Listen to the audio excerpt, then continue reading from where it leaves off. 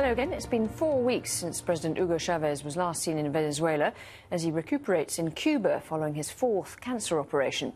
Fears of a constitutional crisis have gripped the country, but on the streets at least, his presence and his message of revolution is splashed across the walls of Caracas. Al Jazeera's Teresa Bo reports from the capital on the images that are creating a tribute to Venezuela's president.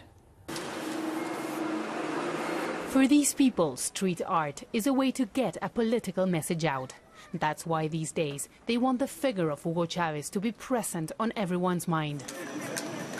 Carlos Serpa supports Hugo Chavez's socialist revolution and says that the ailing president has become a spiritual leader for them. We want to transmit a message of hope and tranquility for the future. We want to show how Chavez will transcend the current times and how the revolution will not stop, even if something were to happen to him. The young group are part of the Communications Liberation Army in the city, and their work, though considered illegal by some, enjoys the support of the government.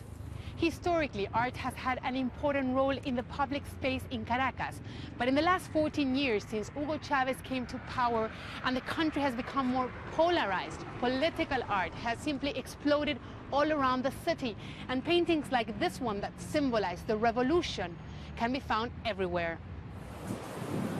But artists like Flix say they have another objective. He calls his paintings interventions and sees his art as a way of transforming Caracas.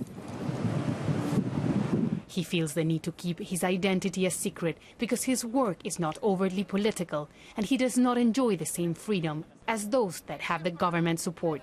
In the last year, urban art has become widely accepted, so politicians here are using it effectively as a tool for propaganda. In that case, they generally are tolerated by authorities. For me, this type of art is a way of expressing myself openly. And that's the one thing in common that these urban artists have. For them, the walls of Caracas are their canvas. People have a problem with street art because they believe it is illegal. But it's not illegal to show that bra on a building. They have it there because they can pay for it. What's interesting about street art is that it goes against the rules of capitalism because we don't have to pay anyone to do it. An idea that is deeply entrenched in Chavez's revolution, a revolution that they say has inspired them.